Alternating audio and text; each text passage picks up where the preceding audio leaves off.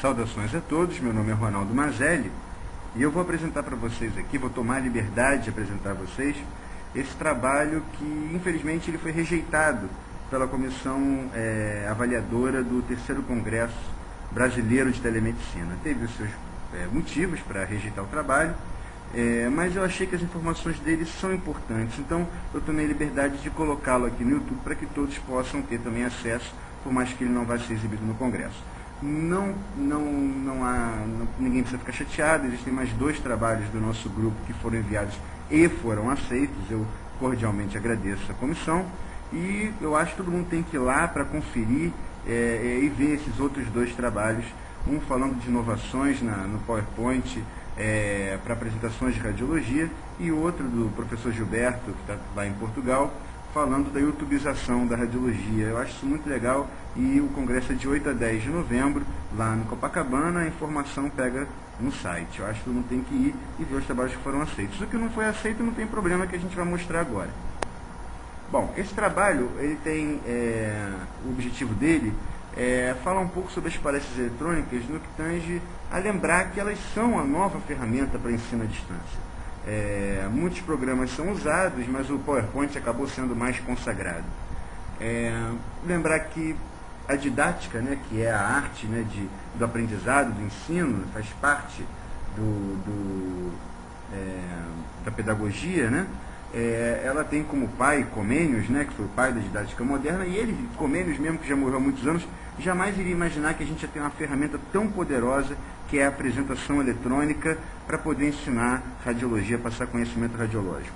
Só que aí tem um porém, existem normas que quem ensinava com giz e saliva não precisava se preocupar tanto, né?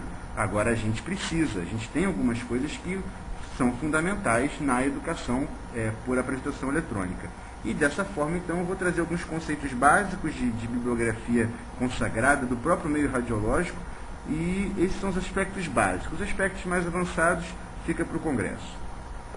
Bom, primeira coisa, o uso do texto é o momento mais sensível da apresentação de um radiologista.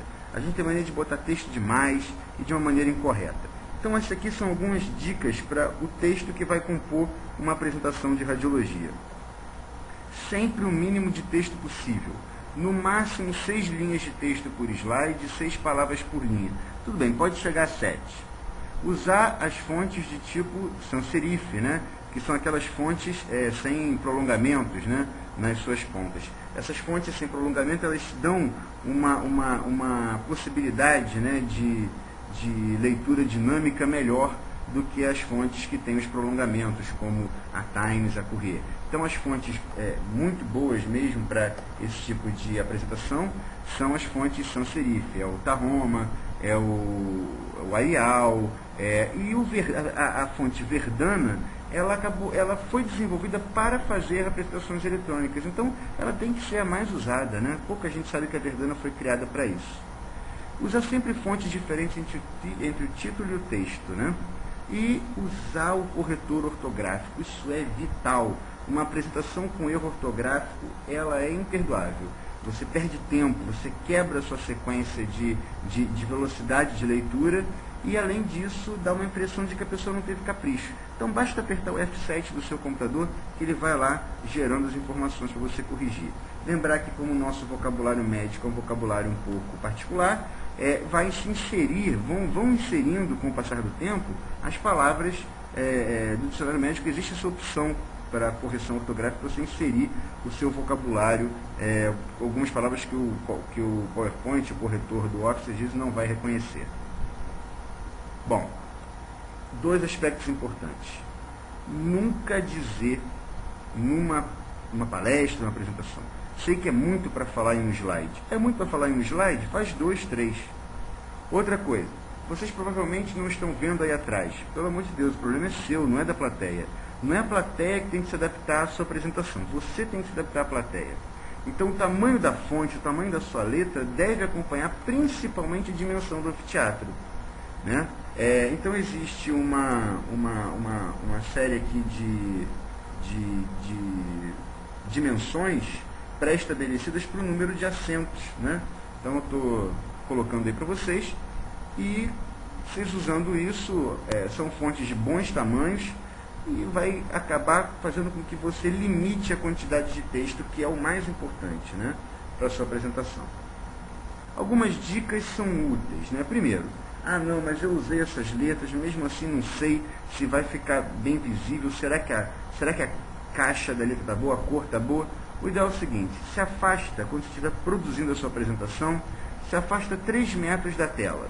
Se você conseguir ler o que está escrito, em qualquer lugar, qualquer plateia vai conseguir ler, porque existe uma dimensão mínima, né, de uma tela de exibição, então provavelmente você vai estar acertando.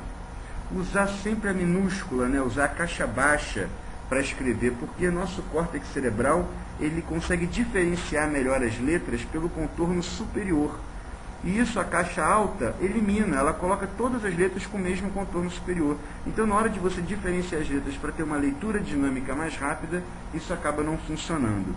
Então, usa a caixa baixa, né? É melhor, fica um texto mais limpo. E lembrar que salas muito grandes tendem a escurecer os tons de apresentação. Então, sempre clareia um pouco, independente da sala que você tiver, para não ficar aquela coisa mais escura. É melhor que às vezes fique um pouco mais claro que mais escuro. Escolher cor é uma arte, é um dos pontos mais sensíveis da apresentação. Então, a gente deve sempre trabalhar entre textos e fundos com as cores primárias, porque fazem os melhores contrastes. As cores primárias são 3, né? O azul, o amarelo e o vermelho, e as outras cores, né? As cores secundárias, são combinações desses tons. Elas não geram bons contrastes, né? O contraste entre elas é pequeno e acaba não dando aquele impacto para você poder passar a informação. O amarelo e preto, ele é o melhor contraste que existe, então ele também não deve ser usado sempre, só quando você quer chamar a atenção maior para alguma coisa. Lembrar que até o ônibus escolar ele é amarelo e preto nos Estados Unidos, tudo, justamente por causa disso, né? Porque é assim no trânsito, né? Ele sempre fica uma coisa em evidência e se evita acidente. Um aspecto muito importante: o nosso córtex cerebral se encanta com as coisas luminosas. Então, quando a gente estiver trabalhando com uma apresentação, como está aí no videozinho do Nemo, é muito importante que o texto e as imagens sejam mais luminosas do que o fundo. Você não quer chamar atenção para o fundo, quer chamar atenção para o corpo do trabalho. Então, usar um fundo branco com letra preta, isso não pega bem. O ideal é você usar sempre, né, os fundos mais escuros, né, como o azul e o preto, que tem uma luminosidade de 0 a 20%, e usar o texto, principalmente com uma luminosidade maior, de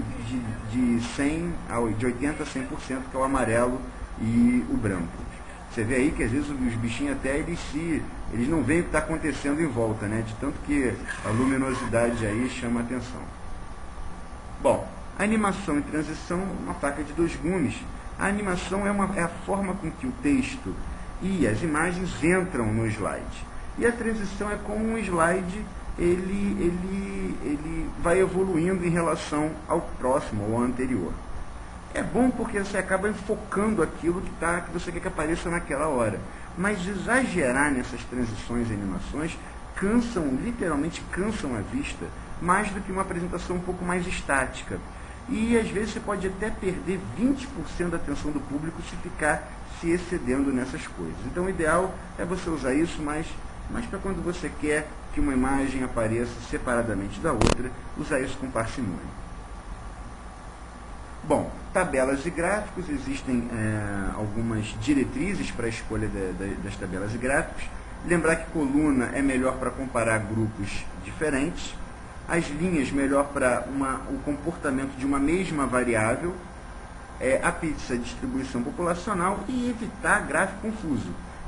Bom, e também evitar imagens ruins, né, com qualidade ruim.